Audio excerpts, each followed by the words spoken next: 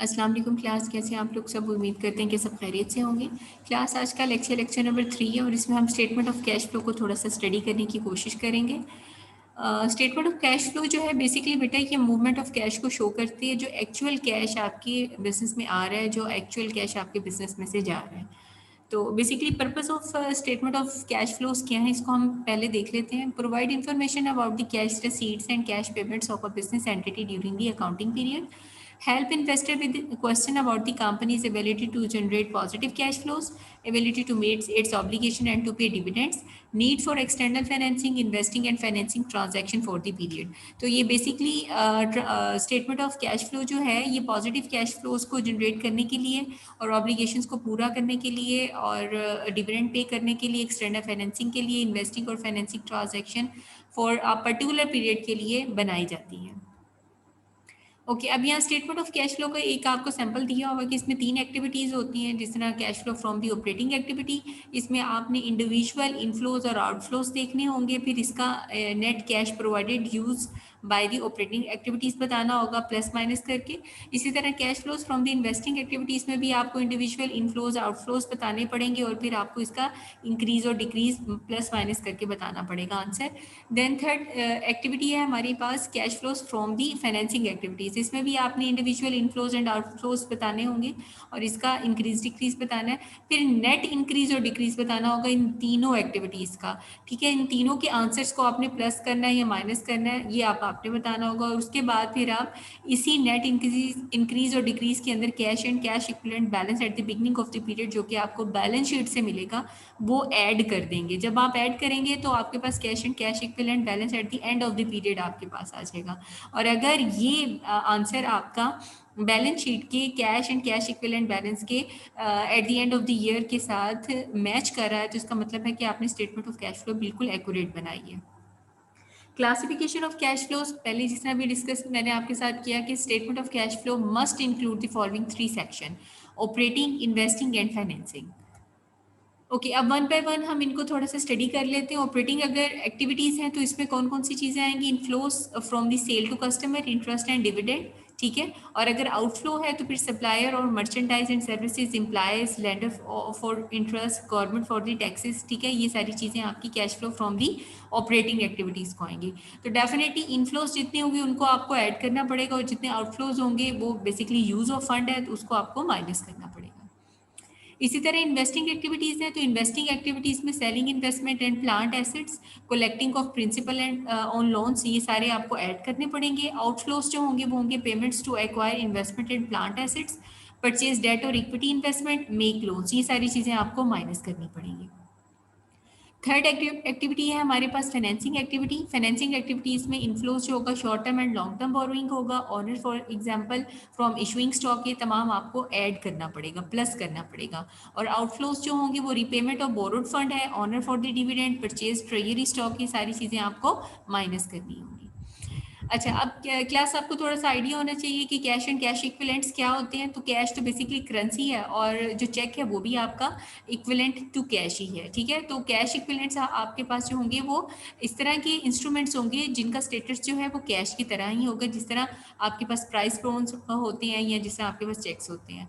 तो ये जो कैश एंड कैश इक्विवेलेंट्स होते हैं ये short term highly liquid investment है, रेडिली कन्वर्टेबल इनटू कैश है, so near maturity debt market value is unaffected by the interest rate changes. Okay अब कैश फ्लो स्टेटमेंट को हम बनाना आपको सिखाते हैं। बेसिकली कैश फ्लो स्टेटमेंट को बनाने के 2 फॉर्मेट्स हैं, एक डायरेक्ट मेथड के थ्रू आप बनाते हो और दूसरा इनडायरेक्ट मेथड में। आज के लेक्चर में हम डायरेक्ट मेथड के through statement of cash flow को बनाने का तरीका आपको बताएंगे और आपने कोशिश करनी है कि इसको खुद से आप लिखें, खुद से आप इसको प्रैक्टिस करें ताकि आपको पता चले कि कैश फ्लो स्टेटमेंट कैसे बनाई जाती है। तो हम डायरेक्ट मेथड की तरफ सबसे पहले चलते हैं। ठीक है, डायरेक्ट मेथड में सबसे पहले ऑपरेटिंग एक्टिविटीज़ को पोर्शन जो होगा वही डिफरेंट होगा इन डायरेक्ट मेथड से। तो हमने यहाँ डायरेक्ट मेथड में फोकस हमारा होगा जो ऑपरेटिंग एक्टिविटीज़ के ऊपर। इसमें सबसे पहले cash receive from the customer को आपने हाईलाइट करना है, आपने पुट करना है। तो cash receive from the customers जो होगा वो आपको कैसे मिलेगा? आपको नेट सेल लेनी है, ठीक है। नेट सेल में आपने रिसीवेबल्स अगर आपके बढ़ रहे हैं तो आप डिक्रीज कर देंगे, और अगर आपके बढ़ रहे हैं तो डिक्रीज कर देंगे, और अगर कम हो रहे हैं तो उसको इंक्रीज कर देंगे, और फिर उसका cash receive from the customer आपका आंसर आ जाएगा। Basically accrual basis revenue include sale that didn't result in cash inflows can be computed as. अब जो नेट सेल आपके पास होती है, आपको नहीं पता होता कि इसमें कितना पोर्शन अक्रूवल्स का है और कितना पोर्शन आपके पास नेट कैश का है, तो उसके लिए आप ये कैलकुलेशंस करते हैं। इसका एक इलस्ट्रेशन आपको दे रहा है जिससे आपको मजीद चीज़ें क्लियर हो जाएंगी। अकाउंट रिसीवेबल बैलेंस जो है 80,000 का है 2002 में, और 2003 में $1,10,000 का हो गया, तो इसका मतलब है इंक्रीज हुआ, ठीक है। अकाउंट रिसीवेबल अब इंक्रीज कितने से हो रहा है ये हमने देखना है। 80 से 110 की तरफ आ रहा है तो ये 30,000 का इंक्रीज हो रहा होगा। इफ एक accrual sale revenues for 2003 was $900,000, what was cash basis revenues? तो हमने बेसिकली कैश बेसिस रेवेन्यूज निकालने हैं। तो नेट सेल हमें पता चल गई 9 लाख है। अब इसमें हमने, क्योंकि इंक्रीज हो रहा था रिसीवेबल का, और हम पहले बता चुके हैं अगर इंक्रीज होगा रिसीवेबल का तो नेट सेल में से आपको उस अमाउंट को माइनस करना पड़ेगा। तो माइनस करके आपके पास अमाउंट जो आए 8,70,000, ये आपकी कैश रिसीव हुआ है कस्टमर से, और जो बाकी पोर्शन है 20,000 का 30,000 का सॉरी, वो आपका जो पोर्शन है वो आपका अक्रूवल का होगा, वो आपने कैश फ्लो स्टेटमेंट में मेंशन नहीं करना। आप मेंशन वो करेंगे जो कैश आपको रिसीव हुआ है।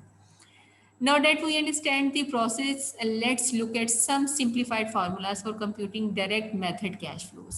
तो इसमें सबसे पहले इंटरेस्ट एंड डिविडेंड रिसीव, इसको भी हमने इंक्लूड करना होगा। उसके लिए हम क्या करेंगे, इंटरेस्ट रिसीव जो है उस वैल्यू में हम क्या करेंगे, इंक्रीज अगर हो रहा है इंटरेस्ट रिसीवेबल तो डिक्रीज माइनस कर देंगे, और अगर डिक्रीज हो रहा है तो उसको ऐड कर देंगे, जैसा बिल्कुल अभी हमने प्रीवियस एग्जाम्पल में आपको करके दिखाया। इसी तरह डिविडेंड रेवेन्यूज हैं तो उसमें भी डिविडेंड रिसीवेबल और डिविडेंड इंक्रीज और डिक्रीज इसका देखेंगे कि रिसीव का डिविडेंड रिसीवेबल इंक्रीज हो रहा है तो माइनस कर देंगे, डिक्रीज हो रहा है तो उसको ऐड कर देंगे। इसके साथ साथ ही cash paid for the merchandise, अब आउटफ्लो की बात वो कर रहे हैं, ठीक है। पहले हमने इनफ्लोज की बात की जिसको हमने बताना था, अब हम कैश आउटफ्लोज की बात कर रहे हैं जहां जहां कंपनी ने पैसा पे किया है। अब यहाँ सबसे पहले वो कह रहे हैं जी परचेजेस हैं, तो परचेजेस जो है सीजीएस के साथ रिलेट करेंगी। अब सीजीएस जो है ये कॉस्ट ऑफ गुड सोल्ड है, जो कि आपको इनकम स्टेटमेंट से पता चलेगा। अब आपने इसको रिलेट करना होगा इन्वेंट्री के साथ कि इन्वेंट्री अगर इंक्रीज हो रही है तो प्लस कर देंगे, डिक्रीज हो रही है तो माइनस कर देंगे। इसी तरह cash paid for the merchandise में परचेजेस आपके पास आ जाएंगी, तो परचेजेस से आप अकाउंट पेएबल का इंक्रीज और डिक्रीज देख सकेंगे, और इंक्रीज अगर हो रहा है तो माइनस कर देंगे परचेजेस में से जो भी आपका फर्स्ट स्टेप में आपके पास आंसर आया, और अगर डिक्रीज हो रहा है तो उसको ऐड कर देंगे। अब इसकी इलस्ट्रेशन उसने आपको यहाँ बताई है कि how much did look light pay for the inventory in 2003। Inventory 2003 में 1,30,000 की है, और at the end of the year जो होगा आपके पास जो इन्वेंट्री आई वो है जी 1,65,000 की। इसी तरह अकाउंट पेबल बिगनिंग में 23,000 की है, और at the end of the year आपके पास 35,000 की है। सीजीएस उसने बता दी at the end of the year 9 lakh की है। तो अब आपने यहाँ बताना है कि इन्वेंट्री जो है वो उसके लिए टोटल कितना पे किया है इस कंपनी ने। तो यहाँ कैलकुलेशन अगर हम करें तो परचेजेस पहले फाइंड आउट कर लेंगे, ठीक है, और उसके बाद फिर हम cash paid for the merchandise जो है वो माइनस करके बता देंगे कि जी 9,23,000 जो है ये इन्होंने पे किया है। उसके बाद है जी कैश पेमेंट फॉर एक्सपेंसेस। उसके लिए आप अगर cash paid for the expense है तो एक्सपेंस को आपने प्रीपेड एक्सपेंसेस के साथ और अक्रूड लाइबिलिटीज़ के साथ देखना होगा, ठीक है। और ये दोनों चीज़ें आपको कहाँ से मिलेंगी, ये दोनों चीज़ें आपको बैलेंस शीट से मिलेंगी, और एक्सपेंस जो है वो आपको इनकम स्टेटमेंट से पता चलेगा।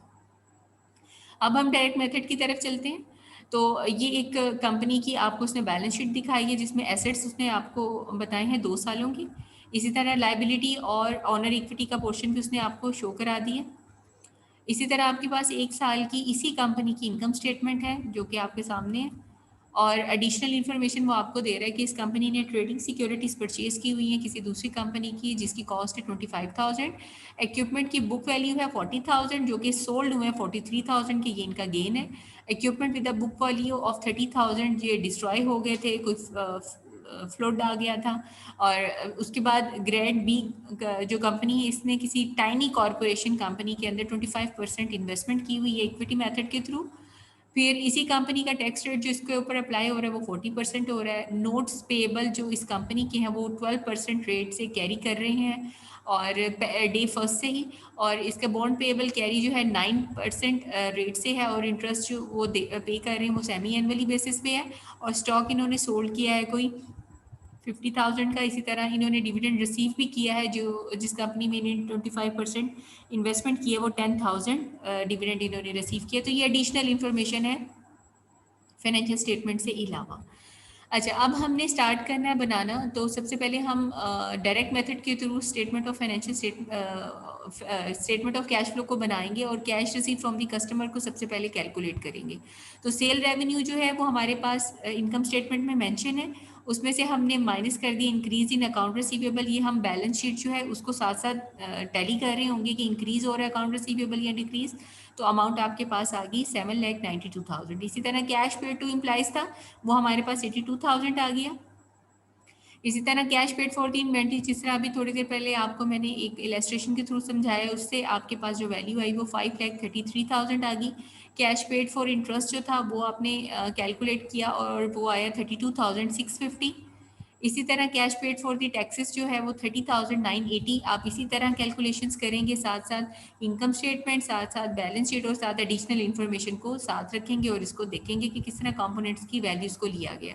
Then other operating cash flows जो है वो आपके पास 86,000 आ गए। अच्छा क्लास, अब यहाँ एक चीज़ मेंशन करने की, वो ये कि जो वैल्यूज़ ब्रैकेट में है ये शो कर रही है कि यहाँ पैसा आपका ज़्यादा लगा है, और जो वैल्यूज़ आपकी ब्रैकेट में नहीं है वो शो कर रही हैं कि यहाँ आपका पैसा बिजनेस में आया है। तो जो ब्रैकेट वाली वैल्यूज़ हैं वो आउटफ्लोज को शो करेंगी, और जो ब्रैकेट के बगैर वैल्यूज़ हैं वो इनफ्लोज को शो करेंगी। अब आप क्या करेंगे, जितनी आपने कैलकुलेशन फार्मूलाज पहले की हैं उन्हें cash flow from the operating activities की एक हेडिंग लगाएंगे और उन तमाम चीज़ों को आप इस तरह राइट डाउन करते जाएंगे, और लास्ट में उसका आंसर दे देंगे। जो ब्रैकेट में वैल्यूज़ हैं उनको आप माइनस कर देंगे उस वैल्यू में से जो कि ब्रैकेट के बगैर है। ठीक है, तो आपके पास आंसर आ गया 27,370। इसी तरह अब हम आपके सामने शो कर रहे हैं स्टेटमेंट ऑफ कैश फ्लो। इसमें ऑपरेटिंग कैश फ्लो अभी हमने कैलकुलेट किए। इन्वेस्टिंग की एक ही चीज़ थी, जो कि उन्होंने एक इक्विपमेंट बेचा था, 40,000 का खरीदा था, 43,000 का सेल आउट किया, तो सिंपल एक ही ट्रांजैक्शन हुई थी तो आप वही पुट कर देंगे। देन फाइनेंसिंग के अंदर आपके पास आपने सेल किया था स्टॉक को 50,000 का, वो आप ऐड कर देंगे। और इसी तरह बॉन्ड पेबल्स आपके डिक्रीज हो रहे थे 250,000 से 150,000 तक, तो 1 लाख का आपका जो है डिफरेंस आ रहा था वो आप इसमें से माइनस कर देंगे। इसी तरह प्रिंसिपल नोट्स आ रहे थे आपके जो कि 70,000 थे और फिर वो डिक्रीज हो गए 60,000 पे, तो वो 10,000 का वो भी आप डिक्रीज करेंगे। ठीक है, तो बेसिकली यहाँ आपने पैसा पे किया है तो आप इसको माइनस कर रहे हैं। तो जब हम इसका नेट निकालेंगे तो 60,000 हमारे पास आउटफ्लो में आया। तो अब हम तीनों एक्टिविटीज़ का जब सम लेंगे तो हमारे पास आंसर आएगा 10,370। ठीक है, अब इसमें हम ऐड कर देंगे वो बैलेंस जो कि बैलेंस शीट का 60,000 हमारे पास बिगनिंग ऑफ द बैलेंस है कैश का। जब वो ऐड करेंगे तो हमारे पास एंडिंग बैलेंस कैश बैलेंस का आ जाएगा 70,370।